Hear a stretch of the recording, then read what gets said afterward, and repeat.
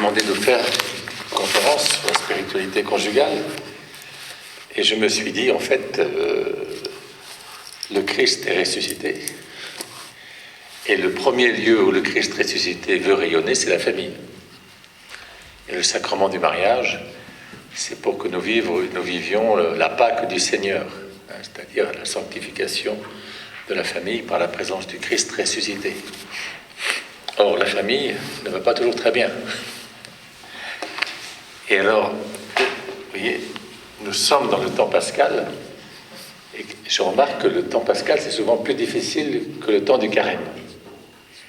Parce que le temps du carême, on fait des efforts, on fait de l'ascèse, voilà. Et alors que le temps pascal, on ne sait plus quoi faire. Il n'y a plus... Il n'y a plus le jeûne, il n'y a plus l'aumône, il n'y a plus la prière, si, mais enfin bon. Parce qu'en fait, le temps pascal, c'est le temps où on doit vivre du don de Dieu. Voilà, le Christ nous est donné dans son mystère de résurrection. Et ce que je voudrais voir avec vous aujourd'hui, c'est, on va regarder les apparitions du Christ ressuscité. Pourquoi le Christ apparaît ? Parce que la communauté chrétienne a beaucoup de mal à entrer dans la foi, dans la contemplation du Christ ressuscité. Et en fait, on va retrouver 7 grandes ornières qu'il y a eu dans la communauté chrétienne au point de départ. Et théologiquement, ces ornières, elles existent toujours. Et ces 7 ornières, c'est les 7 grandes difficultés que nous rencontrons dans notre propre vie spirituelle, ou même dans la famille, qui empêchent la foi dans le Christ ressuscité de rayonner. Et quand il y a une ornière, il y a un remède et il y a une guérison que le Christ apporte. Donc c'est ça qu'on va regarder. Alors, si on fait une petite analyse, on voit qu'il y a 7 apparitions du Christ ressuscité. La première apparition, c'est aux saintes femmes. Alors je vous ai mis le texte. Bon, comme on n'a pas beaucoup de temps, je vais juste un peu survoler. Mais qu'est-ce qui caractérise ces saintes femmes ? Eh bien, elles sont pleines de zèle. Elles ont vu les hommes ensevelir le Christ de manière très rapide, à cause du sabbat. Donc, il faut revenir pour achever ce qui n'a pas été bien fait. Mais il y a un problème. Le problème, c'est qu'on a roulé la pierre. Et cette pierre, elle est énorme. Et 5 femmes ne peuvent pas rouler la pierre toutes seules. Et elles se posent la question, mais qui nous roulera la pierre ? Or, la pierre est déjà roulée, puisque le Christ est ressuscité. Donc, vous voyez, la question de qui nous roulera la pierre, c'est et quand il y a un deuil, et quand on enterre quelqu'un, qu'on ferme le caveau, c'est la dernière séparation. Et quand on a roulé quand les hommes ont roulé cette énorme pierre, on peut dire, vous voyez, qu'elle est tombée sur le cœur de Marie, parce que pour la Vierge Marie, qui est là, qui voit ça, ça réveille toutes les douleurs de la passion. Voilà. Donc, qui nous roulera la pierre, c'est qui va ôter le péché du monde. Et le péché du monde, il reste jusqu'à la fin des temps. Parce qu'il y a notre propre péché, le péché de la famille, le péché de nos ancêtres. Et on peut remonter longtemps, là, ça peut peser lourd, vous voyez. Et le péché actuel, qui nous roulera la pierre ? Eh bien, la pierre est déjà roulée. Voilà. Et vous voyez, c'est la joie pascale a du mal. Quand les femmes voient la pierre rouler, elles pensent pas que le Christ est ressuscité. Il y a un ange qui leur apparaît et qui leur dit, mais souvenez-vous de ce qu'il vous a dit. Il faut que le Fils de l'homme souffre beaucoup, qu'il soit crucifié et qu'il ressuscite le 3e jour.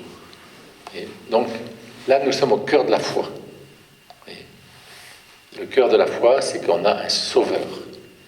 Et que si le Christ n'est pas mort et ressuscité, notre foi, elle est vaine. Et chaque fois que le péché nous écrase, ou qu'on prend conscience de notre péché, ou du péché des autres, ça nous blesse. Puis ça peut nous faire désespérer. Puis ça peut nous faire... Mais ce qu'il faut, c'est confesser notre péché. et remettre notre péché entre les mains de Jésus. C'est pour ça que oui, le remède, c'est le don de science. Donc c'est un don du Saint-Esprit qui est une science divine. Et cette science divine, c'est Jésus nous fait connaître intérieurement ce que nous sommes pour lui. Qu'est-ce que nous sommes pour Dieu? Nous sommes ses enfants, nous sommes ses créatures, nous sommes à l'image de Dieu, nous sommes le chef-d'œuvre de Dieu. Et ce chef-d'œuvre a été blessé, et ce chef-d'œuvre a été abîmé. Et donc, la connaissance de ces catastrophes, ça nous fait pleurer, ça nous donne la contrition, voyez. Ou alors, quand c'est pour les autres, ça nous donne la compassion. Et on dit, oh les pauvres. Et à ce moment-là, la prière d'intercession. Bienheureux ceux qui pleurent, ceux qui pleurent leur péché ou ceux qui pleurent la misère de notre monde, car Jésus vient nous consoler. C'est Jésus qui nous console. La résurrection, c'est vraiment la consolation par rapport au mystère de la mort et du péché actuel. Voilà. Alors, ensuite, nous avons l'apparition à Marie-Madeleine. Le propre des femmes, c'est que dans l'ordre de l'amour, elle veut être seule, ce qui est complètement compréhensible, et unique, et aimée de manière particulière. C'est pour ça que Marie-Madeleine, elle va se détacher. Il y a le petit peloton des 5 femmes, puis elle court en avant. Et Marie-Madeleine, il y a quelque chose d'excessif dans son existence. Elle a péché de manière excessive. Elle a rendu grâce à Jésus de manière excessive, en mettant des parfums d'un grand prix et en les lavant avec ses cheveux. C'est excessif. Et là, on voit, le matin de Pâques, il y a quelque chose d'excessif et court. Elle laisse les autres derrière et elle part en avant. Et quand elle voit le tombeau qui est vide, elle ne pense pas le Christ est ressuscité. Elle pense, on a volé le corps du Seigneur. Donc son problème, c'est qu'elle avait un projet. Le plus beau des projets, qui est un projet liturgique, qui est d'embaumer le corps du Seigneur. Et c'est la catastrophe, parce que ça ne se passe pas comme elle le voit. Et cette femme, la première annonce de Pâques, c'est elle qui va le faire, et c'est complètement à côté. On a volé le corps du Seigneur, et je ne sais pas où on l'a mis. Elle va dire ça à Pierre et à Jean. Et le premier pape et le premier évêque vont faire une procession pas très liturgique. Le jour de Pâques, ils courent comme des fous au tombeau. Vous voyez, donc, quand on proclame quelque chose qui n'est pas dans la foi, on met tout le monde dedans. Vous voyez, elle devait proclamer le Christ est ressuscité, venez voir et le tombeau est vide, alléluia. Et elle dit non, on a volé le corps du Seigneur, on ne sait pas où on l'a mis.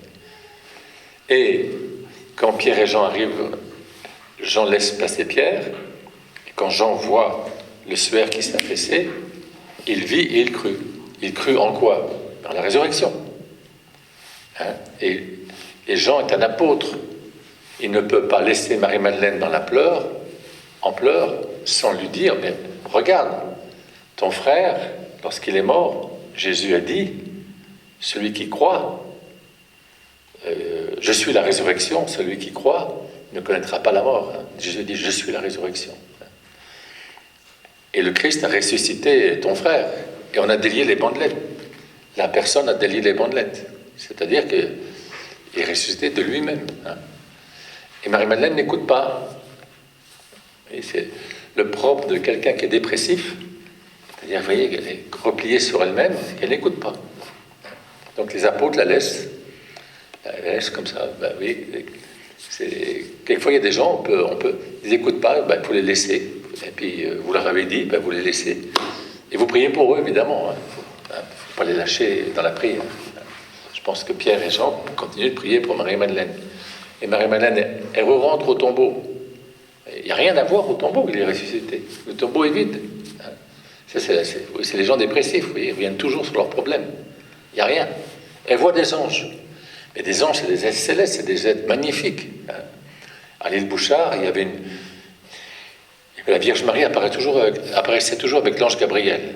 Il y a une des petites filles qui avait vu ça, elle ne regardait pas la Vierge Marie, elle regardait toujours l'ange Gabriel. Parce qu'il était plus beau que Marie. Parce que c'est un ange, c'est une beauté céleste. Il était toujours en mouvement, avec des couleurs qui changeaient, tout ça. Voir un ange, c'est quand même extraordinaire. Hein. Et l'ange lui dit, pourquoi tu pleures? Et elle dit, parce qu'on enlevait le corps du Seigneur.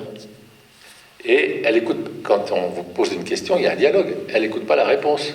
Elle se retourne. Elle tourne le dos à un ange, c'est quand même grave. Hein. Et elle voit Jésus. Et saint Thomas d'Aquin nous dit qu'on ne peut voir le corps de Christ ressuscité que dans la foi. C'est pour ça qu'elle le prend pour le jardinier. Parce qu'elle n'est pas dans la foi, elle le prend pour le jardinier. Alors Jésus, à ce moment-là, lui dit, pourquoi pleures-tu, évidemment, et puis elle répond, parce qu'on enlève le corps du Seigneur, je ne sais pas où on l'a mis. Alors Jésus, à ce moment-là, va l'appeler par son prénom. Il réveille en elle quelque chose qui est vrai, qui est authentique. L'expérience qu'elle a eue au pied de la croix, parce qu'elle était au pied de la croix. Elle était au pied de la croix parce qu'elle aimait Jésus. Uniquement parce qu'elle aimait Jésus. Elle n'avait même pas le danger. Elle était éperdue d'amour pour lui. Et Jésus réveille ça. Alors à ce moment-là, elle le reconnaît. Et Jésus lui dit cette réponse qui est assez étonnante, « Ne me touche pas, parce que je ne suis pas encore monté vers le Père et votre Père, vers mon Dieu et votre Dieu. » Alors il y a un problème. Est-ce que Jésus est resté pendant 40 jours sur la terre comme un fantôme? Ben non. Il monte vers le Père à la croix. Mais quand il dit ça, il veut faire comprendre que cette vérité du retour vers le Père n'est pas actuellement comprise par la communauté chrétienne. Par Marie-Madeleine, par Pierre, par tout le monde. Vous voyez, ils sont en retard. Un retard d'allumage, si on peut dire. Voilà. Alors, vous voyez, c'est pour ça que le remède, vous voyez, qu'est-ce que Jésus nous demande? La mission du Christ, c'est de nous révéler le Père. La mission de Jésus, c'est de nous révéler le Père. La mission de Jésus, c'est de nous révéler que son Père, c'est notre Père. Et que le Père, il n'est que amour. Et que le Père, il attend le retour de ses enfants. Pour le Père, il n'y a pas les bons et les méchants. Il n'y a que ses enfants. Il y en a des enfants qui ne se tiennent pas bien, évidemment, mais il attend leur retour. Oui. Donc, la mission du Christ, c'est de nous conduire vers le Père. Et on ne peut aller vers le Père que par lui. Voilà. Et donc, quelque part, alors, vous voyez, donc, le remède, c'est le don de crainte. Le don de crainte, c'est un don du Saint-Esprit qui nous donne une grande... C'est pas la crainte de la peur, hein. C'est la crainte aimante. C'est la crainte de l'épouse qui craint d'offenser son époux. Hein.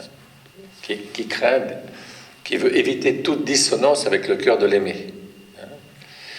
Alors, vous voyez, donc, si on ne croit pas que Jésus conduit toute l'humanité vers le Père, eh ben, il y a une dissonance entre notre cœur et le cœur de Jésus.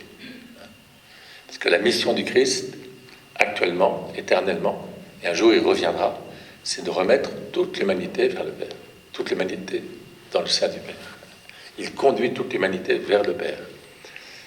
Et le jour de son retour glorieux, voilà, est déterminé éternellement.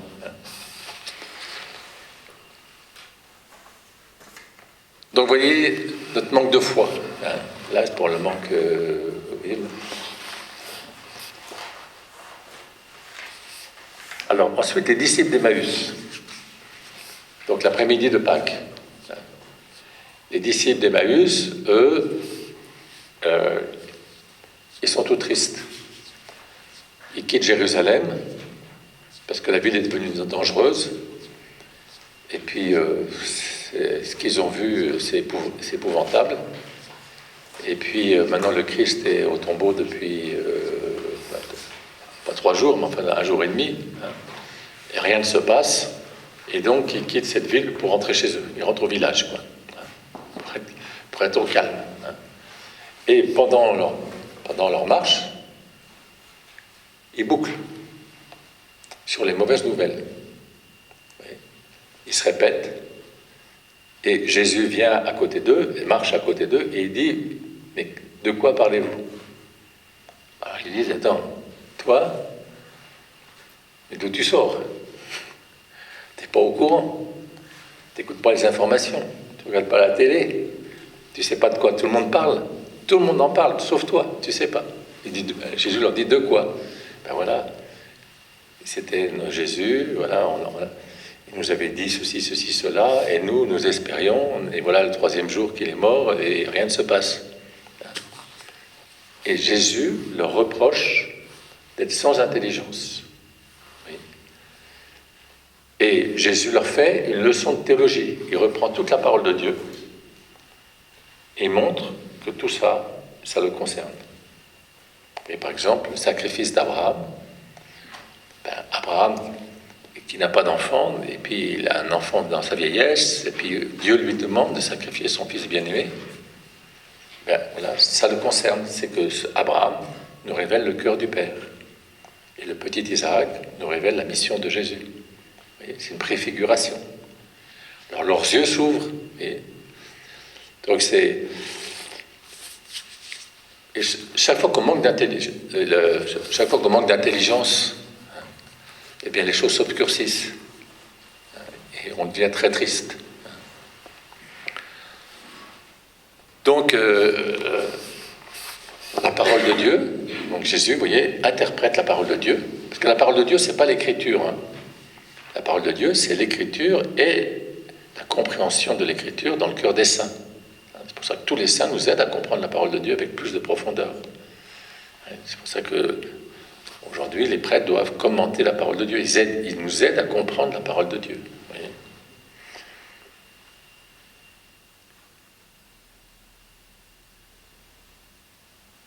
Et alors, la parole de Dieu, elle est redonnée à comprendre, oui, le mystère du Christ crucifié et glorifié, et finalement, à la célébration de ce mystère. Pourquoi un catéchumène, on lui fait des années de catéchuménat? Pour qu'il soit de plus en plus dans la lumière et qu'il puisse communier à ce mystère. Si vous allez trop vite, il va rien... Ça sera objet de scandale, quoi. C'est vrai que l'Eucharistie, c'est objet de scandale. Si on n'est pas initié, si on n'est pas dans la lumière. C'est la parole. La lumière nous permet de rejoindre l'intention de Jésus et de communier à cette intention. L'intention de Jésus, c'est que ceci est mon corps, ceci est mon sang, livré pour vous. C'est Dieu qui se donne. Et un don d'amour, vous le recevez ou vous ne le recevez pas. Si vous le recevez, il porte du fruit. Vous devenez amour. Quand vous recevez l'amour, vous devenez amour. Et vous célébrez ce mystère de l'amour. Donc, vous voyez, les disciples d'Emmaüs nous fait comprendre que Jésus leur dit au cœur c'est l'intelligence, donc le remède c'est le don d'intelligence. Vous voyez là, je prends un exemple pour que vous compreniez mieux, c'est que la plupart des divorces, c'est un manque d'intelligence. Si les couples étaient un peu plus intelligents l'un par rapport à l'autre, ils sauraient comment gagner le cœur de l'autre, comment être plus ajusté, mieux le comprendre et mieux s'accorder. Et si moi j'ai raison, toi t'as tort, c'est fini. On manque d'intelligence, on se bloque. Voilà. Donc le don d'intelligence, vous voyez, nous fait pénétrer dans le cœur, nous donne un cœur pur parce qu'il nous fait comprendre les désirs du cœur de Jésus.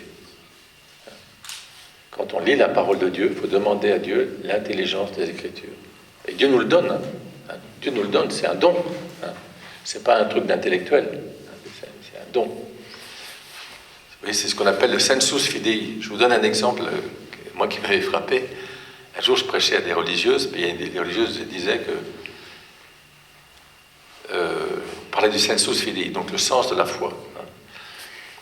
Elles avaient été à la messe le 15 août, et le curé avait dit que des hérésies sur la Vierge Marie. Et les sœurs étaient catastrophées de cet enseignement qui était...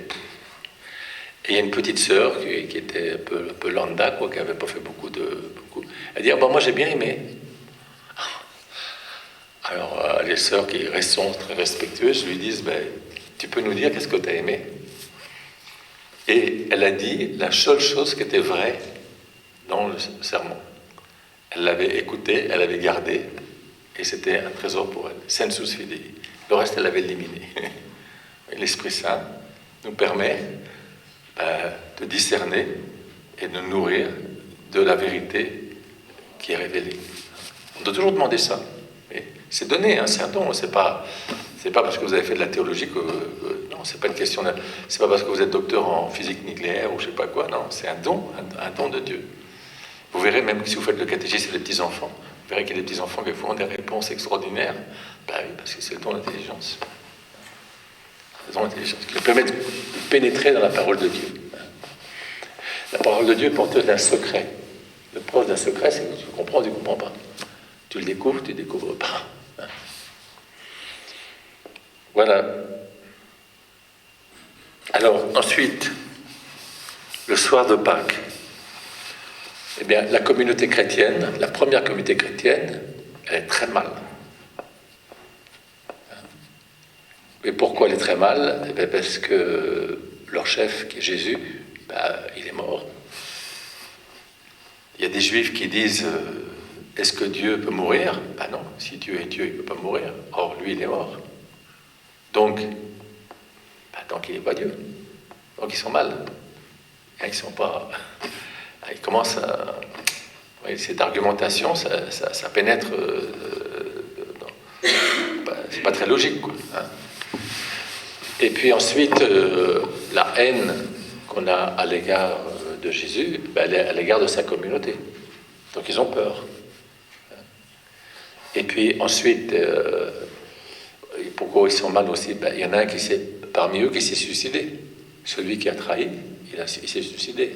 Donc vous êtes dans une communauté et puis il y en a un qui a fait ça, c'est pas glorieux, quoi. Ça plombe toute la communauté, quoi. Hein. Et puis, chacun d'eux, ils n'ont pas été brillants. À part Saint Jean qui était présent à la croix, les autres n'étaient pas là. Et Pierre surtout. Et Pierre sur lequel Jésus devait s'appuyer, parce que pour être le chef de l'Église, il a disparu de la circulation. Alors vous voyez, c'est beau parce que moi, tout ça c'est pas pour nous déprimer, hein. Ça nous montre la faiblesse, ça nous montre la fragilité, ça nous montre la précarité de notre condition humaine. Est-ce qu'on sera fidèle? On n'en sait rien. On le désire, mais est-ce qu'on sera... On n'en sait rien. Et Pierre, vous voyez, Pierre, c'est le type d'homme qui est courageux, il est très courageux. Il veut sortir son glaive, il veut défendre Jésus. Jésus lui dit que non, il ne veut pas ça. Donc, à des gens très généreux, on donne des grosses responsabilités. C'est pour ça que Jésus donne des grosses responsabilités à Pierre pour lui montrer que ça le dépasse complètement. Pierre va faire l'expérience que de gouverner l'Église, c'est pas son Église, c'est l'Église du Christ. Donc sans le Christ, il ne peut pas. S'il s'appuie sur lui, il ne peut pas. Ce n'est pas un gouvernement politique. Hein. Je ne sais pas si vous vous souvenez, le pape Benoît XVI, quand il a été élu, donc on l'a élu, les journalistes ont dit il faudra écouter la messe d'intronisation, il donnera son programme. Et le pape Benoît XVI commence son sermon, j'ai pas de programme. Si c'était un homme politique, ça serait très grave. Parce que demain, on élit les gens sur les programmes. Pour décortiquer les programmes, vous lisez sur les programmes. Et après, vous le dites au type, bon, tu as dit ça, ça, ça, et tu ne l'as pas fait. On juge quelqu'un sur son programme. Pourquoi le pape, il n'a pas de programme? Parce que ce n'est pas son programme, c'est l'évangile. Le programme, c'est l'évangile. Il n'y a rien de nouveau, il n'y a rien de... Enfin, c'est toujours nouveau et c'est toujours ancien. C'est l'ancien. Oui. Et c'est vivre aujourd'hui l'évangile. C'est pour ça que le pape, il doit contempler l'Église et le Christ pour comprendre ce qu'il doit faire. Et l'évangile sera toujours source un chemin de lumière qu'il faudra prendre et guider les hommes sur ce chemin de lumière. Donc, vous voyez, le don le soir de Pâques, la communauté, elle est repliée sur elle-même. Ils ont peur et ils sont enfermés à double tour. On a mis les doubles verrous, hein, parce qu'on ne sait jamais. Hein. Et ils sont avec Marie. Alors ça, c'est très très très beau. Parce que Marie, elle est mère d'une communauté qui va mal. C'est une communauté qui est en train de sombrer. Et en fait, ils sont tous revenus vers elle. Et elle, qu'est-ce qu'elle fait? L'Esprit repose sur elle. Elle a reçu l'Esprit Saint au pied de la croix. Et donc, elle appelle l'Esprit Saint. Et son silence, son recueillement, sa sérénité, ça apaise. Vous mettez un saint quelque part, ça sanctifie. S'il y a un saint dans la famille, ça sanctifie toute la famille. Et ça me rappelle une petite histoire qui était très jolie. C'était quand j'étais au Cameroun. Il y avait une maman, une femme, son mari était un peu volage et il avait attrapé le sida. Et alors, il avait transmis le sida à son épouse. Et elle était enceinte. Et alors, son médecin lui avait dit qu'il faut avorter. Parce que vous ne pouvez pas donner à un enfant qui rentre dans la vie un tel handicap. Alors, il est venu me voir pour savoir qu'est-ce qu'il fallait faire. Alors, je lui ai dit la doctrine de l'Église. Et puis, je lui ai dit, si vous voulez, on va prier ensemble. Et puis, on va demander à Dieu qu'il fasse ce qu'il veut, quoi. Et en fait, quand le bébé est né, il n'avait pas de sida. Donc il l'a gardé, il n'avait pas de sida. Bon. C'est pas forcément un miracle, hein, parce qu'aujourd'hui on sait que c'est pas automatique. Hein. Avant on pensait que c'était automatique, mais là c'est pas forcément automatique la transmission. Mais le miracle, c'était que je l'ai revu, je sais pas, 4 ou 5 ans plus tard, je me demande comment va votre bébé. Ah, elle m'a dit, c'est la joie de la maison. Quand il se lève, il dit à chacun bonjour, comment tu vas, la vie elle est belle. Enfin, il était, voilà. Vous voyez, quand il y a quelqu'un qui est lumineux, aimant, ça rayonne sur toute la famille. Donc c'est ça aussi la maternité divine de Marie. Hein. Si Marie n'était pas présente au milieu des disciples, je pense qu'ils ne s'en seraient pas sortis. Et c'est pour ça que Jésus a voulu qu'elle soit mère. Et comment sa maternité est là. Alors c'est une maternité évidemment silencieuse. Marie ne fait pas la leçon à Pierre. Marie, elle sait qui est Pierre. Hein. Mais elle va prier pour lui, intercéder pour lui, et puis leur demander d'échanger entre eux cette parole qu'ils ont reçue, mais qui est un peu étouffée. À cause des événements, c'est étouffé. C'est pour ça que c'est très important de se redonner la parole de Dieu, les uns aux autres. Quand on se redonne la parole de Dieu, on redonne la vie. Et sinon, la mort peut nous étouffer, quoi. Ce qu'on voit, ce qu'on entend, ça peut nous étouffer. Surtout quand... Voilà. Donc, vous voyez, Jésus a dit, ils m'ont haï sans raison, ils vous haïront sans raison. Donc, on peut sentir la haine autour de nous. Aujourd'hui, en France, l'Église catholique, et c'est l'Église qui est la plus persécutée. Moi, 2 fois, on m'a craché dessus. C'est pas très drôle. Vous promenez sur la rue, quelqu'un qui vous crache dessus. Bon. Après, je dis peut-être que...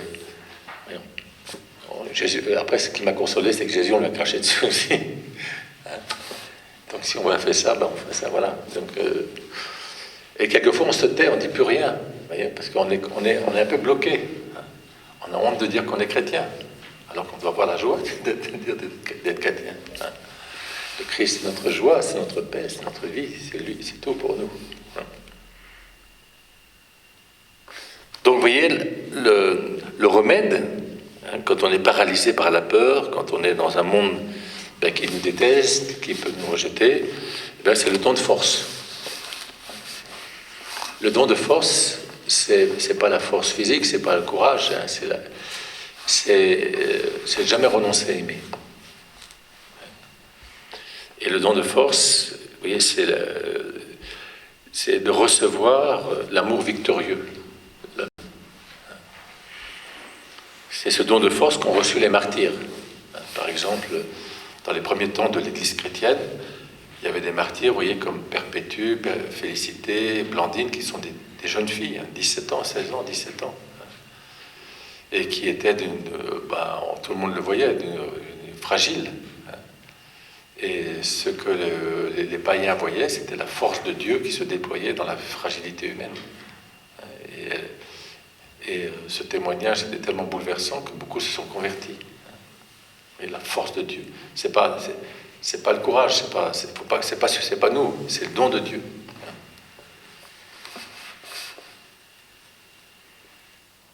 Alors ensuite, la cinquième apparition, c'est l'apparition à Thomas. Donc Thomas, il n'était pas là le soir de Pâques. Dans une communauté, il y a toujours un qui est décalé. Le décalé, celui on donne un rendez-vous, il n'est pas là, il vient en retard, il pose des questions qui sont à côté, décalé, quoi. C'est comme ça. Et Thomas ne croit pas au témoignage des autres. Vous voyez, la joie pascale est en train de se communiquer par les saintes femmes, par les apôtres, voilà. Et Thomas ne croit pas. Il doute. Il veut vérifier. Et donc, il est de mauvaise humeur pendant 8 jours. C'est pas drôle d'être dans une communauté, dans une famille où il y en a un qui fait la tête. Alors que tout le monde est joyeux parce qu'il y a un bel événement. Enfin, vous voyez, je sais pas, un jour de Noël, par exemple, quelqu'un qui fait la tête. Ou un jour de l'anniversaire de papa, il y en a un qui fait la tête. Ça plombe l'atmosphère, quoi. Hein. Et alors, ce que je trouve extraordinaire, nous, quand il y en a un qui fait la tête, on dit, tu vas dehors, puis tu reviendras quand tu seras mieux. Quand tu seras mieux. On punit, on dit, bon... Hein. Et bien, le Christ laisse pas tomber Thomas. Et il y aura une apparition rien que pour lui. Parce qu'il fait partie des 12.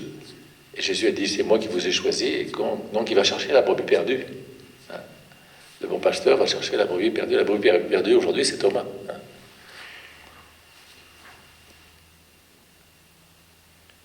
Et Jésus lui demande de mettre la main dans son côté. Donc la main dans la blessure du cœur. Donc, qu'est-ce qui blesse le cœur du Christ? C'est notre incrédulité. Vous voyez? Donc quand on ne croit pas, incrédulité. On ne croit pas qu'il est mort et ressuscité, évidemment. On ne l'est pas. Si on ne croit pas au miracle, c'est pas très grave. Mais qu'on ne croit pas que le Christ est mort et ressuscité, sa mission, ça ne sert à rien.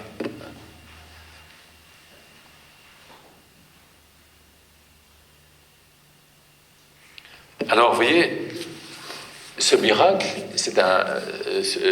les apparitions du Christ, ce sont des charismes. Hein, parce qu'on ne peut pas voir et toucher le corps du Christ ressuscité. Le corps du Christ ressuscité, il est glorieux, il échappe complètement à notre condition humaine. Hein. Donc, ce que Jésus fait, là, c'est quelque chose pour se rendre présent d'une manière qui nous est proportionnée. C'est un charisme. Hein. Donc, un charisme n'est pas rien, mais il n'est pas tout. Oui. C'est comme les apparitions de la Vierge Marie. Hein. Les apparitions de la Vierge Marie, à Lourdes, vous n'êtes pas tenu d'y croire. Mais si vous n'y croyez pas, c'est comme un signe qui nous a été donné. Hein. Donc le signe, c'est pas rien, mais c'est pas tout. Parce que la Vierge Marie, c'est plus que l'apparition. Ce qu'elle est, c'est plus que l'apparition. Hein. C'est pour ça qu'il faut croire. Hein, la foi, le signe, est un motif de crédibilité pour nous aider à adhérer à la foi, une foi toute pure.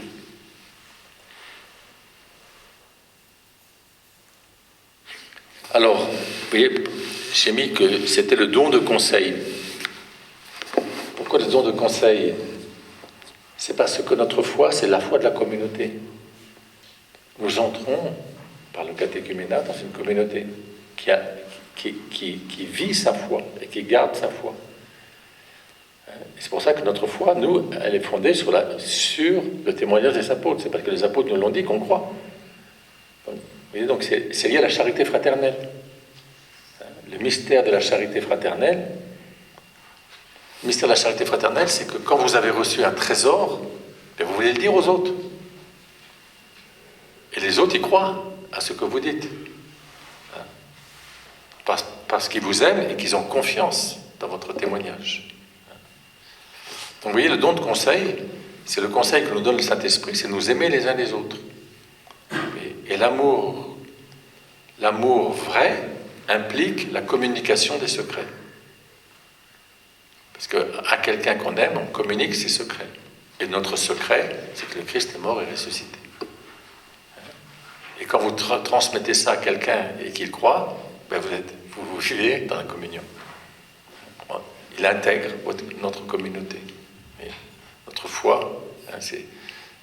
C'est pour ça qu'en fait, pour moi, Thomas, c'est notre monde contemporain. Vous voyez, où il y a bien des familles qui n'ont pas transmis la foi, qui n'ont pas dit quelque chose qu'ils avaient reçu. Ils l'avaient reçu, mais ils n'ont pas transmis à leurs enfants. C'est pour ça que les enfants, maintenant, ils doutent. Ils sont quelquefois loin de l'église. On n'arrive pas à les repêcher. Ils sont dans... Alors on peut demander à Jésus qu'il leur donne des... Jésus peut faire réveiller la foi de qui il veut, quand il veut, comme il veut.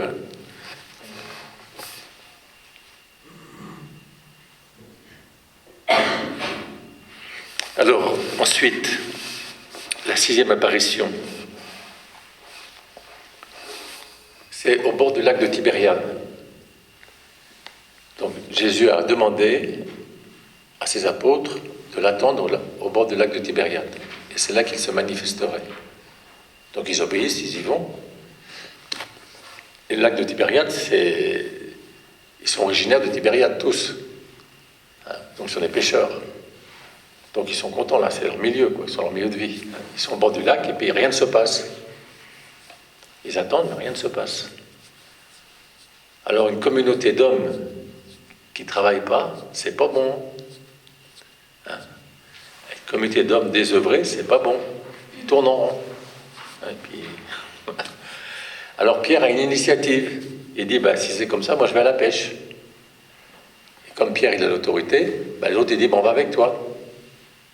Et ils vont tous à la pêche, et ils prennent rien. Pourquoi ils prennent rien? Parce qu'ils ne sont pas dans l'obéissance.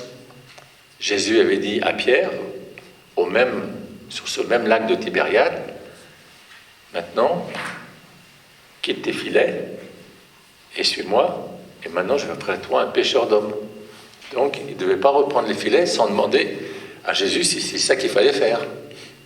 C'est pour ça que quand on a reçu une mission de Jésus, il faut accomplir la mission et pas une autre. Et si on accomplit une autre mission, ça ne marche plus. Donc ils font l'expérience de l'inefficacité de leur travail. Pourtant, ce sont des patrons pêcheurs, ils connaissent leur lac, ils connaissent leur métier, rien.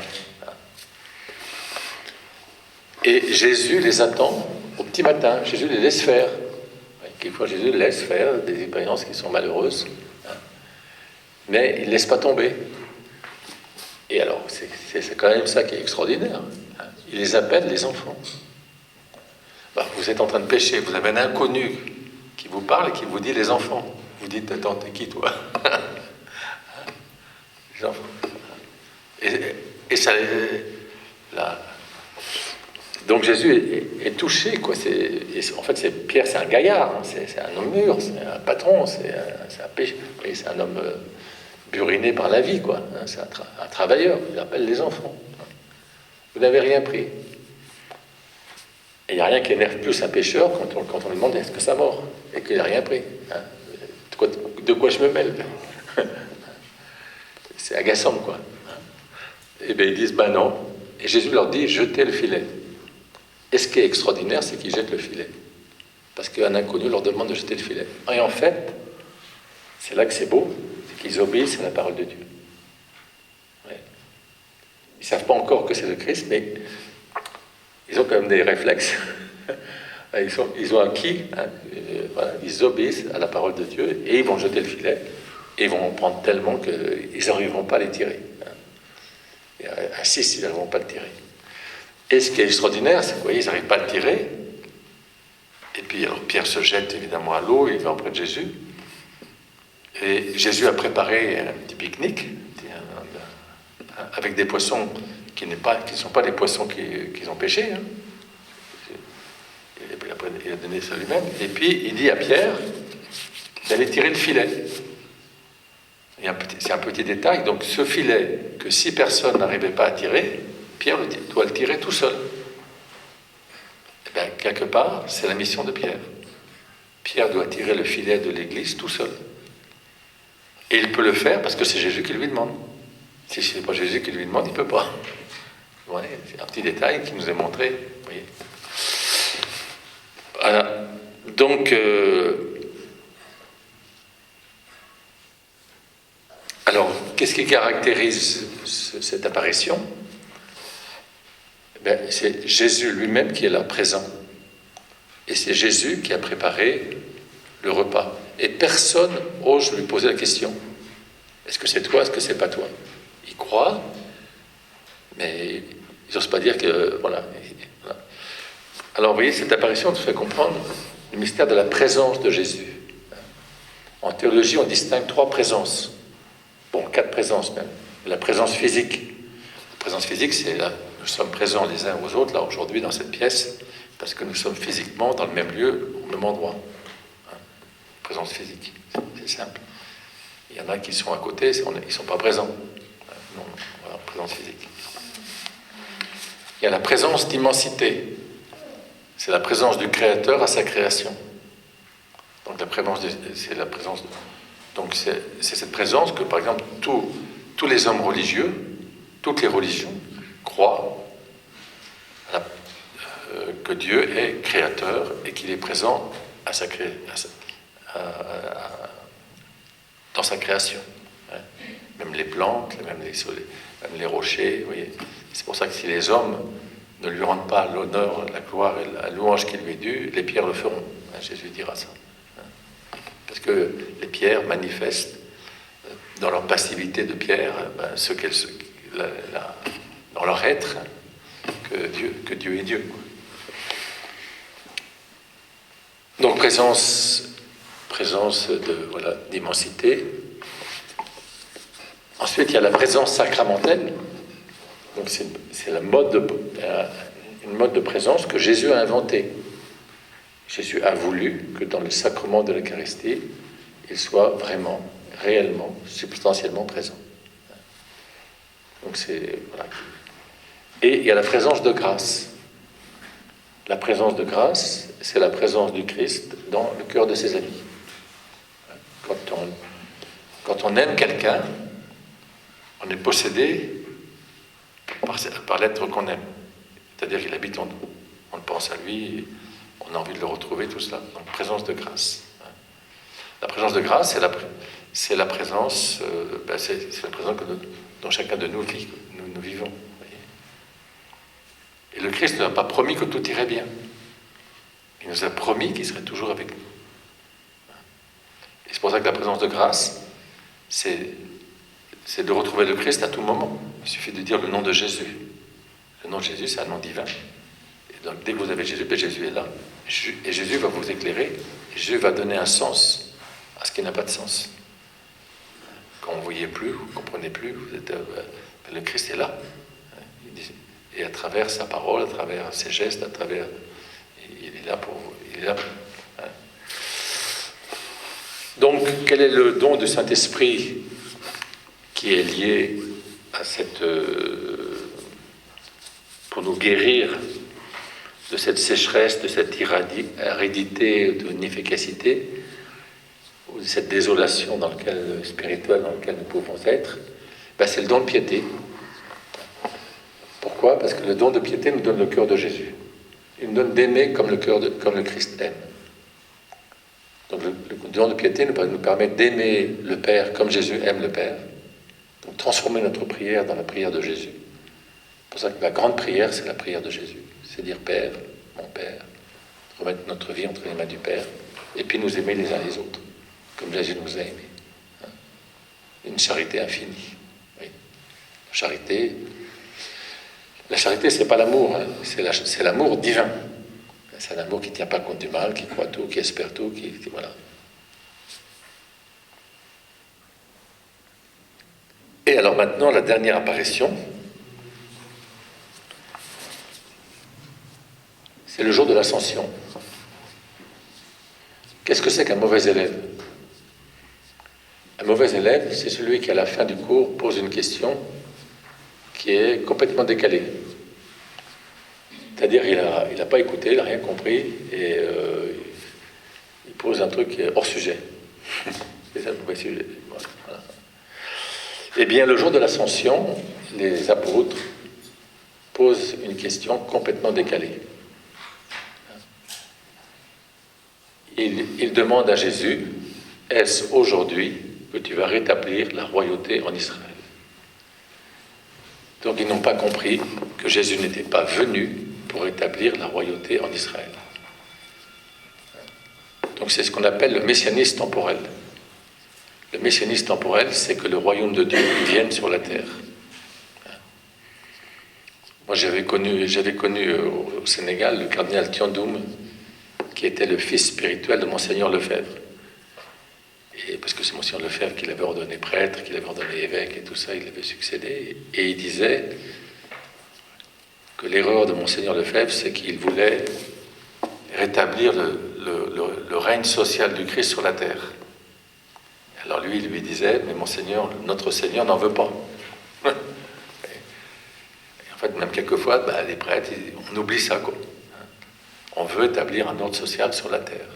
Que le politique et le religieux soient unis, comme dans l'islam, une religion d'État. Ça a existé, hein. En France, il y a eu une religion d'État. À Monaco, il y a une religion d'État. Ça ne va pas. Parce que, justement, la politique regarde le bien commun. Le bien commun, c'est pour tout le monde. Vous soyez musulman, juif ou rien du tout, vous avez un bien commun qui est de vivre votre humanité ensemble et d'être en paix ensemble, et vous devez vous entendre là-dessus. Oui, alors que c'est pour ça qu'il n'y a pas de politique chrétienne.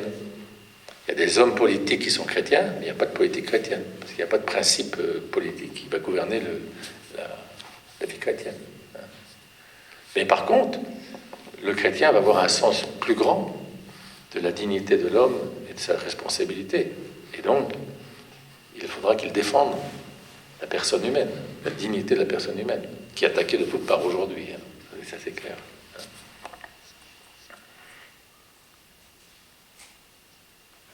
Alors, voyez donc l'ascension, ils ne font pas la distinction. Voilà,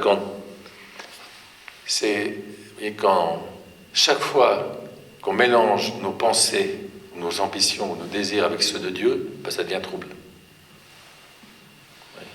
C'est comme deux eaux. Il y a une eau pure, puis une eau boueuse. Et ça devient trouble, ça devient confus.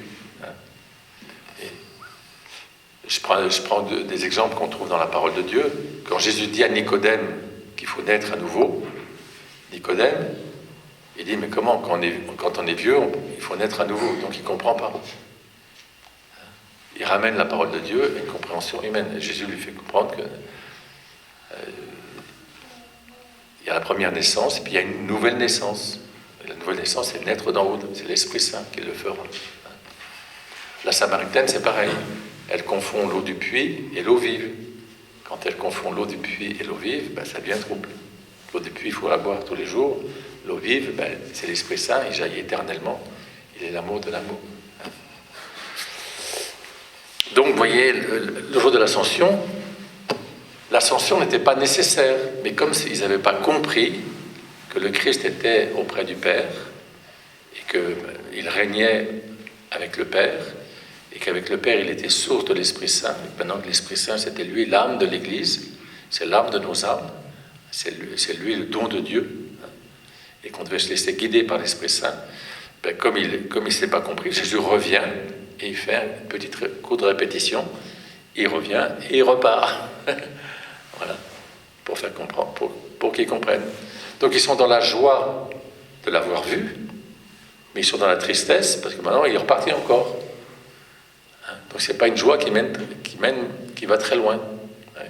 Ils sont pas encore, leur vie n'est pas encore contemplative. Vous voyez, ils ne sont pas fixés sur justement ce mystère du Dieu trois fois saint, Père, Fils et Saint-Esprit, et du règne du règne du Père sur notre monde. Donc, quel est le don du Saint-Esprit qui est lié à l'Ascension? Eh bien, c'est le don de sagesse. Puisque le don de sagesse nous permet de voir tout dans le regard du Père. Le propre du sage, c'est qu'il est capable d'ordonner sa vie en fonction de ce qui est premier. Et ce qui est premier, c'est le Père. Quand vous voyez tout comme le Père le voit, quand vous aimez comme le Père aime, quand vous ordonnez votre vie, donc quand vous ne confondez pas la grâce et la nature, et vous voyez que ça ne s'oppose pas, mais ça s'achève, vous êtes dans la sagesse. Voilà, alors, donc vous voyez, c'est, en résumé, pour ceux qui viennent d'arriver, j'ai essayé de montrer comment le temps pascal, avec les apparitions du Christ ressuscité, et si on voit cette apparition du Christ ressuscité, nous révèle les grandes difficultés que la première communauté chrétienne a eues pour entrer dans la joie de Pâques. Et finalement, quand on analyse, on voit que ces 7 difficultés, elles sont toujours actuelles. C'est soit pour moi, dans ma vie spirituelle, ou soit dans ma famille. Et donc, s'il y a une difficulté, les apparitions du Christ ressuscité, c'est pour nous aider. Donc, il faut demander à Jésus de nous aider pour sortir de nos ornières. Et il le fait comment? Donc, le Christ, je ne sais pas si vous avez eu des apparitions du Christ, moi j'en ai jamais eu. Et il vaut mieux pas en avoir. C'est bon signe quand vous n'en avez pas. Pourquoi? Parce que le Christ ne veut plus apparaître. Mais il veut vous donner ses dons. C'est pour ça qu'il faut le demander. Il faut le désirer. Si vous le désirez, il vous donne ses dons. L'Esprit Saint. Alors, vous voyez, quand j'étais au Sénégal, parce que nous les prêtres, quelquefois on est évangélisé par ceux qu'on évangélise. Et c'est les plus beaux moments. Pour recevoir la vie évangélique, quelquefois, quand j'étais au Sénégal, j'étais curé d'un petit village très pauvre. Il y avait 200 chrétiens, 20 000 musulmans. Et des gens qui vivent tous au seuil de la pauvreté, le seuil de la misère. C'est vraiment... à la quête, le dimanche, on n'avait même pas 1 euro, quoi. Donc, quand on l'avait donné, on n'avait même pas 1 euro. Et alors, il y avait une femme qui était musulmane, qui avait des problèmes un peu psychiatriques. Et alors, sa famille ne pouvait pas lui payer ses médicaments. Donc, elle venait tous les mois à la mission. Moi, je payais ses médicaments. Et chaque fois qu'elle venait, je parlais avec elle, quoi. Je n'ai pas donné seulement l'argent comme ça, je parlais avec elle, je me demandais comment elle allait, tout ça. Bon. Puis après, on commençait à se connaître. Et puis, un jour, je lui dis, mais tu peux me dire comment tu pries? Moi, c'était une question un peu banale. Et alors, elle me dit, à minuit, on me réveille. Et on me dit de dire 3 fois, Dieu de mon Dieu, lumière de la lumière, âme de mon âme. Alors, je disais plus rien. Dieu de mon Dieu, c'est celui qui est premier en Dieu, c'est le Père. Lumière de la lumière, Jésus a dit qu'il était la lumière de la lumière. Et âme de mon âme, c'est l'Esprit Saint. Pour moi, l'Esprit Saint, c'est l'âme de mon âme, celui qui est plus présent à moi-même que je suis présent à moi-même. Vous voyez, c'est très belle. Si vous pouvez partir de cette journée, en comprenant que puisque vous êtes chrétien, vous avez reçu le don de Dieu, il est l'âme de votre âme. Il ne faut pas le laisser dormir. Parce que l'Esprit Saint, parce qu'il est qu'amour, il est fragile. Si vous l'envoyez promener, il va partir chez un autre. Mais si vous l'appelez, il sera l'âme de votre âme. Il est là pour éclairer, soutenir, pacifier, guider. Et voilà. Âme de mon âme. Et nous faire vivre, finalement, la joie pascale. ne soyons pas en retard. Voilà, je vais m'arrêter là parce que c'est l'heure. Est-ce que vous avez des questions? Oui. Je comprends pas pourquoi, je ne sais pas si c'est une réponse logique, pourquoi les femmes, quand elles reviennent, elles disent pas que Christ est ressuscité. Elles ne croient pas à ce moment-là. Comment ça se fait qu'elles ne croient pas si un ange leur a annoncé Alors, les saintes femmes l'ont annoncé. Hein. Alors, après, elles vont le dire à la communauté. Mais les autres, ils n'y croient pas. Est-ce qu'on peut croire au témoignage des femmes? Voilà. Alors, vous voyez, c'est aussi ce que je trouve très beau, vous voyez, c'est que le Christ ressuscité apparaît d'abord à des femmes, et non pas à ses apôtres. Nous, on aurait dit, ben, c'est comme les apôtres, on en a le plus besoin. Eh ben non. Pourquoi Jésus apparaît d'abord à des femmes? Parce qu'elles ont le cœur plus aimant. Vous voyez, c'est elles qui osent aller au tombeau. C'est elles, même si leur démarche est un peu foireuse, si on peut dire, c'est parce qu'elles ont un cœur aimant. Donc le Christ vient apporter. Elles désirent le retrouver. Elles désirent retrouver un cadavre, mais bon, le Christ ressuscité, c'est pas un cadavre, hein, c'est la vie. Et Jésus va les faire entrer dans la plénitude de la vie. C'est pour ça que, même si notre démarche elle est un peu bizarre, il faut aller chercher le Christ. Si vous le cherchez, il va vous éclairer. Il faut le retrouver.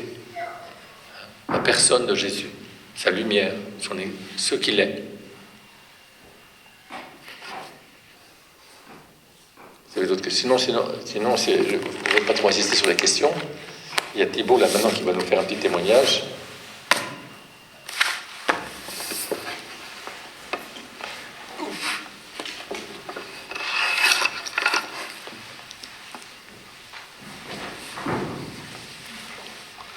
Alors, bonjour à tous.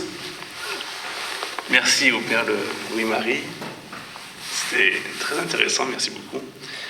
Alors, on m'a demandé de témoigner parce que j'ai on va dire un petit parcours un peu atypique.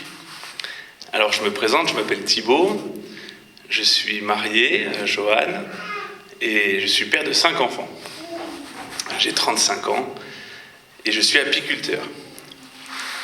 Et je suis dans un parcours de formation en vue du diaconat, avec une ordination qui s'approche très rapidement. Donc,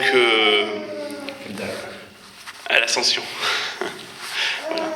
À l'Ascension, à la cathédrale d'Ajaccio. Alors, là où je peux commencer, j'ai une petite anecdote. Le jour de notre mariage, le prêtre qui a célébré la messe et le mariage, pendant son homélie, nous a raconté qu'il avait été sollicité par une famille pour célébrer les 60 ans de mariage d'un vieux couple âgé. Donc la famille avait fait une grande fête pour faire une messe pour ses 60 ans de mariage. Et il y avait un repas après la messe. Et il a demandé, lors du repas, il discutait avec le mari. Et il disait, bon, moi je forme quand même beaucoup de couples au mariage, de préparation au mariage. Est-ce que vous pouvez m'expliquer qu'est-ce que c'est que le secret là, que vous avez pour que votre mariage dure aussi longtemps? 60 ans quand même, c'est super. Si je pouvais donner la recette aux futurs mariés, ça aiderait à faire plein de couples solides qui durent comme vous. Alors le monsieur âgé répondit, écoutez, moi c'était très clair. Dès le début, j'ai dit à ma femme, à ma future femme, les décisions principales, c'est moi qui les prends pendant tout le temps de notre mariage. Et toi, tu prendras les décisions secondaires. Alors, le prêtre était quand même assez interloqué. Il a dit, mais ça a marché. Il dit, écoutez, j'ai eu la grâce de ne jamais avoir de décision principale à prendre. Tout le long de notre vie, ça n'a été que des décisions secondaires. Voilà, alors ça met l'ambiance, c'est bien. Donc, voilà, donc peut-être que c'est le conseil que j'ai pour mon mariage et pour la durée de mon mariage, je prie pour ça. Et donc après un parcours de foi c'est un peu assez tortueux, on chemine quand même, on a tous un parcours différent, des choses qui nous travaillent. Le Seigneur, il nous travaille là où on est. Hein. Je vais plutôt sur cet engagement au diaconat, puisque c'est ce qu'on m'a demandé de faire. Et parce que la question qu'on peut se poser, c'est comment on peut cumuler un mariage, une épouse, 5 enfants, un métier, et en plus le diaconat. C'est vrai que ça paraît un peu bizarre, on a l'impression de s'en mettre plein sur le dos, et comme dit le Père Louis-Marie, on est appelé déjà dans une mission qui est le mariage, la vie de famille, et peut-être que si on s'égare et qu'on va dans une autre mission, la première mission ne donnera plus rien, donc il faut bien qu'on discerne sur ça. Et ce que je peux dire de mon témoignage personnel, c'est que le diaconat est souvent méconnu, même pour l'Église. Et on ne sait pas vraiment, le diaconat permanent a été rétabli il y a 50 ans, mais même malgré ces 50 ans d'histoire, de nouvelle histoire, on ne sait pas vraiment où mettre les diacres permanents. Est-ce que c'est des sous-prêtres ? Enfin, qu'est-ce qu'ils font ? Oui, on les voit de temps en temps un peu à l'hôtel, on ne sait pas vraiment ce qu'ils font. Et on a plutôt l'impression qu'une personne qui sera à la retraite, qui aura plus d'enfants à charge, il sera plus disponible pour l'Église, et il sera plus performant, mais pourtant l'Église elle demande d'ordonner des gens qui ont plus de 35 ans, mais il y a une recommandation de la Conférence des évêques de France qui est plutôt d'encourager les gens à s'engager dans la voie du diaconat avant leurs 55 ans. Alors pourquoi ? Parce que souvent ils sont accaparés par le monde, ils ne sont pas disponibles pour l'Église. Et bien je pense que le diaconat, c'est ça, il n'y a pas une question de rentabilité derrière. Et de toute façon, dans toutes les missions que le Christ va vous demander, il n'y a pas une rentabilité. Vous n'êtes pas des gens rentables. Il ne faut pas voir la mission comme ça. Vous allez être... vous êtes missionné par le Christ là où vous êtes, dans votre situation. Alors d'abord, dans mon cas, moi, mon diaconat s'exercera avec mon épouse. Voilà. Ensuite, mon diaconat s'exercera avec mes enfants, dans mon travail, avec mes collègues de travail, dans mes relations. Et c'est un engagement où on est là au service de la liturgie, au service de la parole de Dieu et surtout au service de nos frères, au service de la charité. Alors l'image qu'on a le plus souvent pour représenter le diaconat, c'est le jeudi saint, le Christ au moment du lavement des pieds. On est à l'image, voilà, on doit se configurer à l'image du Christ serviteur, du Christ qui lave les pieds aux autres, pas le Christ qui prêche, pas le Christ qui guérit, pas le Christ qui fait des tonnes de miracles. On est dans le service, au service des tables, au service des autres, au service du lavement des pieds. Et cet engagement, il est tout donné à Dieu. Tout l'engagement qu'on peut avoir au service de l'Église, il est donné. Il ne faut pas derrière attendre un quelconque résultat. Si on attend un résultat, finalement, c'est voué à l'échec. Je pense que si derrière on dit on fait un jeu de calcul, je vais faire ça, et puis derrière il va y avoir tel résultat, et puis ça va attirer les gens, et puis ça va être super, il va y avoir plein de monde. Finalement, c'est plus donné. Là, c'est calculé. Donc, on se donne entièrement pour le Christ, au service des autres. Et pour pouvoir se donner, il faut d'abord se remplir du Christ. Donc, la vie de l'engagement qu'on peut vivre, aussi bien dans son mariage que au service de l'Église, c'est d'abord se remplir de l'amour de Dieu. On monte au Tabor, et souvent on est plutôt comme Pierre, à dire « Ah là là, on est bien, et il est bien pour nous d'être ici, on a envie d'y rester. » Mais le Christ nous envoie après en mission. On ne reste pas au Tabor, on va dans le monde, mais il faut se remplir au Tabor. Et à la fin de la journée, on remet tout dans les mains du Christ, et on a envie de dire Seigneur, entre tes mains, je remets mon esprit. Tout ça, ça a été donné pour toi. Alors, dans la symbolique, la nuit pour l'Église, ça représente la mort. Donc, et chaque matin, c'est C'est une résurrection. Donc chaque matin, on se redonne, chaque matin, on s'engage à nouveau. On peut s'engager dans l'Église, on peut s'engager vis-à-vis de nos enfants, on peut s'engager aussi vis-à-vis de nos épouses. Donc finalement, vie de famille et diaconat sont très liés, parce que les deux sont une question de se donner aux gens, remplis de l'amour de Dieu. On se donne, et on se donne au service. Alors, je repense à Saint Paul qui dit « Femmes, soumettez-vous à vos maris ». Et souvent, on a envie de s'arrêter là. On n'a pas envie d'aller plus loin, mais ça nous est quand même dit juste après « Femmes, hommes, époux, aimez vos femmes ». Donc, finalement, la femme peut se soumettre au mari dans la confiance, à condition qu'elle sait que son mari l'aime et qu'il fera les choses par amour pour elle. Donc le mari sa mission, c'est d'être au service de sa famille, au service de son épouse, au service de ses enfants. Et s'il reçoit l'autorité sur la famille, c'est vraiment pour les servir, à l'image de Saint Joseph. C'est pas pour se servir lui, c'est pas pour abuser de cette soumission. C'est vraiment, une femme pourra tranquillement se soumettre à son mari si elle sait que tout ce que de toute façon fait son mari, ça sera pour elle. Ça va lui être donné.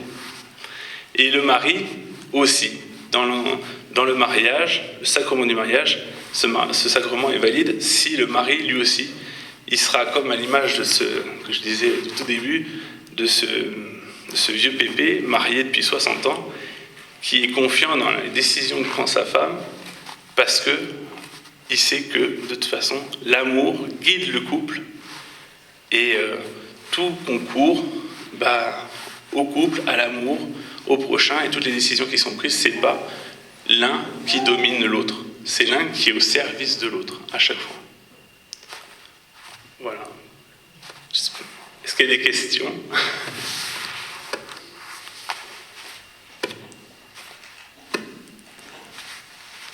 Oui ? Parce que c'est un service au sein de la famille et au sein de l'Église. Oui. C'est quelque chose, justement, c'est pour ça que moi, lui, mari, il a un service au sein de l'Église, son épouse, c'est l'Église Oui. unique. Là, il y a pas deux épouses, mais c'est une épouse et l'Église. Oui. Comment concilier les deux ? Alors, en premier, on nous dit très bien, quand on est engagé au diaconat permanent et marié, premier servi, c'est le mariage, c'est la famille. C'est-à-dire que, mais finalement, j'ai envie de dire, si on fait les choses dans la confiance, Dieu sait. Dieu ne va pas nous accaparer au service de son Église si c'est pour délaisser le premier sacrement qui est le mariage. C'est pas de Dieu, je dirais, dans ce cas-là. Il faut évoluer dans la confiance, mais l'épouse est là aussi pour nous rappeler qu'on doit être présent pour la servir. Comment les choses s'organisent, j'ai envie de dire, en fait, il faut rien planifier. Il faut se laisser guider par la providence, par la grâce, par l'Esprit Saint. Mais en fait, on peut servir, et en fait, on sert l'Église en servant aussi son épouse et servir ses enfants. C'est-à-dire que, comme je disais, le diaconat se vit d'abord auprès de l'épouse, auprès des enfants, se vit dans la famille. La première église, en fait, que vous servez, c'est l'église domestique. C'est cette église-là que vous servez. C'est une petite église, c'est une petite communauté, mais c'est déjà l'église. Et quand nous sommes, par notre baptême, nous sommes tous membres du corps mystique du Christ, nous dit Paul. Donc nous sommes tous membres de ce corps. En servant son épouse, on sert toute l'Église. En servant ses enfants, on sert toute l'Église. En étant présent à la messe, même s'il n'y a qu'un prêtre qui est là pour donner les sacrements à l'Église, si vous êtes le seul présent dans l'assemblée, c'est toute l'Église qui est présente. Donc il ne faut pas voir l'Église comme une institution, une organisation avec... comment ? Quantitative, voilà. Vous êtes au service de l'Église en allant servir un lépreux, je dirais, Saint François qui embrasse un lépreux, il embrasse tout le peuple de Dieu, il embrasse tout le monde. Et quand Jésus dit à Jean, voici ta mère, il parle à toute l'Église. Il ne parle pas que à Jean. C'est toute l'Église qui reçoit de Jésus Marie comme mère. Donc, c'est vrai qu'on est dans le monde, comme je disais, il y a des fois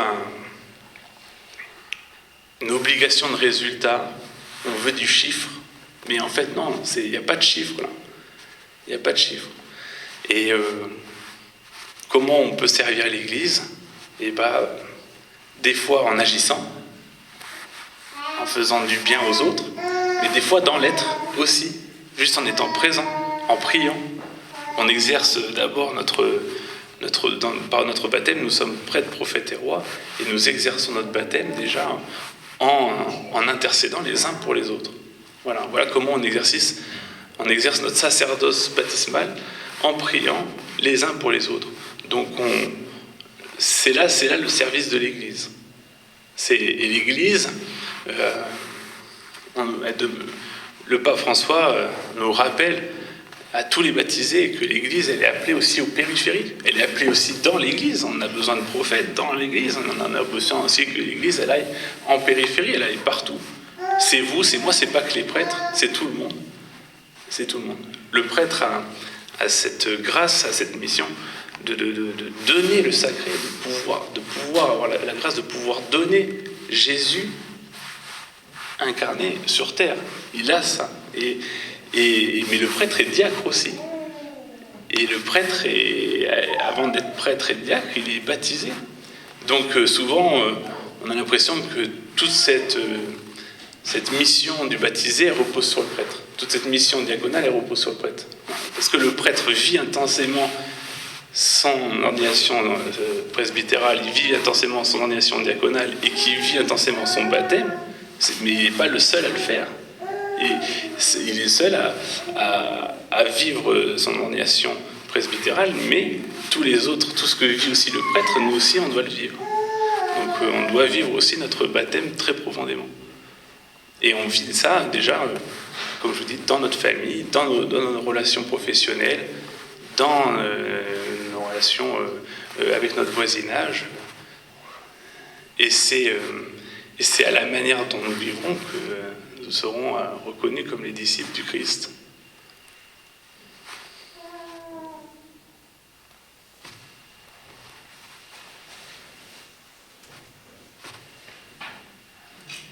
Merci à vous.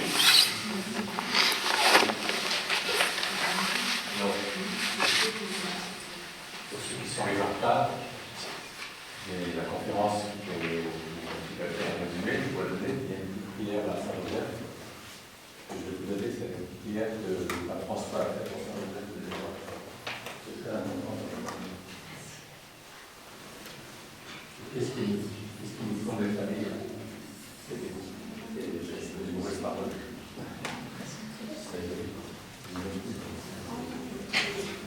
On va dire ensemble si vous voulez. Et puis, alors après, si ça vous intéresse, vous pouvez passer à notre boutique. Là. Vous verrez, on a la prise à là. Ça nous aide à nous.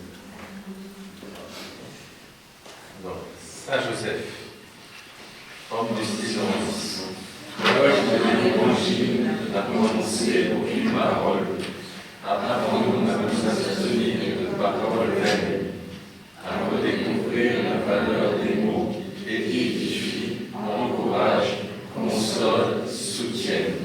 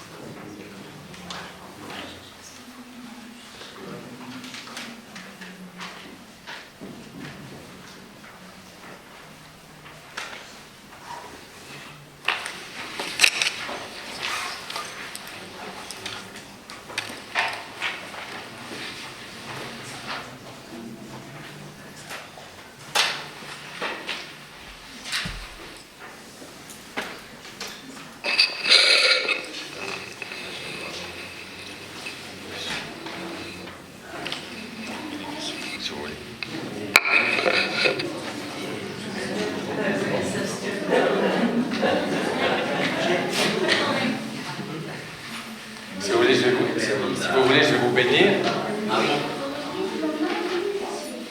Et vous tous qui avez assisté à cette conférence, que Dieu Tout-Puissant vous bénisse. Au nom du Père et du Fils et du Saint-Esprit. Amen. On se retrouve à 13h ici, là, on est en train de manger, dehors, on indiquera chacun on attend la partie à l'extérieur.